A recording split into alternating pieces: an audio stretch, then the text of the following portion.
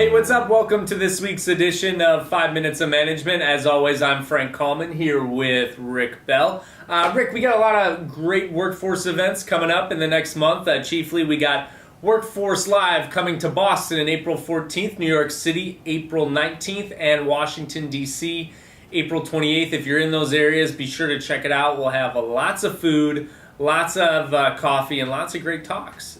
And cherry blossoms. And cherry blossoms, hopefully. It's spring. Right. So hopefully we get those cherry blossoms. So Rick, kind of a cool exercise phase infiltrating the workforce that I hadn't heard about. It's called, let's see here, it's called High Octane Ride, or HOR, or HOR. Well, hopefully It's not HOR, but at any rate, it's a bike exercise that requires you to get on and pedal vigorously for 40 seconds and then get off. That's it. And Barclays, the big bank, has put a bunch of these bikes in its office, and it's encouraging workers to hop on in between meetings in their suits and work out for 40 seconds. And supposedly, the fitness company says that these short 40-second bursts of high-intensity exercise can have the same benefits if you do these multiple times per day as a 45-minute jog. What do you think? Not so fast, my friend. Frank, I find that to be absolutely ludicrous. I just think that is so absolutely ridiculous. It's like, yeah, I'm going to be in my three-piece suit. I'm going to jump on a bike for 40 seconds and pedal. I just don't buy it. I mean, go for it. Barclays, awesome. If your employees are doing it, you're already working them 13 hours a day, 15 hours a day. You expect them to get on the bike for 40 seconds and multiply that. It's like 40 seconds times what? 5 times a day. Then they're there for 16 hours. I like it. I think we should get some bikes in here, and maybe in between cutting videos, I can hop on and log a quick 40-second. I go more for a kegger myself. Well, okay, you go for the bike. Well, we'll see. So that's that. So what do you got? No, that's cool. I mean, go Barclays. It's like, yeah, go ride your bikes for 40 seconds, whatever. So there's a Bay Area company, Frank, that is actually kind of trying to bust the myth of ageism in the tech industry. So, more power to Atlassian, which has become the first tech company to release data on an age breakdown of its employees in an effort to direct attention toward ageism in the tech industry.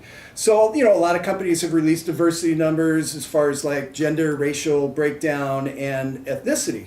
But according to Atlassian, we think ageism is something that isn't talked about enough in these kinds of conversations. There's a stereotype that tech workers are all young 20-something males. Our folks don't mostly look like that. So, more power to Atlassian, and they do some other kind of cool things. Their average age is in the upper 30s for their employee population, and then they do have a number of older employees, and it's like there are people who can still do work at that age, believe it or not. Sure, and then this is encouraging. And then they hop on a bike. This is encouraging news from the tech scene. You're hearing a lot about them trying to tackle diversity more from an ethnic and gender perspective, but yeah, age is part of that equation too. Well, and then you had the lawsuit against Google last year. Maybe it's 20. It was in the 2012, 2011, somewhere around there. Basically, a 64-year-old man who had been seen as a ideal candidate was turned down because of his age. Sure. So yeah, kudos to that company. So Rick, rounding out our news today, we have some good news on the succession planning front. More CEOs, more insiders, are getting the CEO jobs as opposed to outsiders. According to the Wall Street Journal, about 4 of 5 companies in the S&P 500 that chose a new CEO last year promoted an insider, according to Spencer Stuart. Spencer Stuart, which began tracking CEO transitions in 2004, this year's number represents a 20 percentage point increase from 2012. So that's huge. That is you're seeing a lot more insiders get that CEO job, not as many outsiders getting the top job. The shift reflects, according to the Journal, that boards of directors are getting better at succession planning. And it used to be, as you've read in the magazine before, that succession planning was abysmal at the board of director level. Oftentimes, CEO jobs would pop up and they wouldn't have any plan, and the plans they did have were largely, those back-of-the-envelope calculations.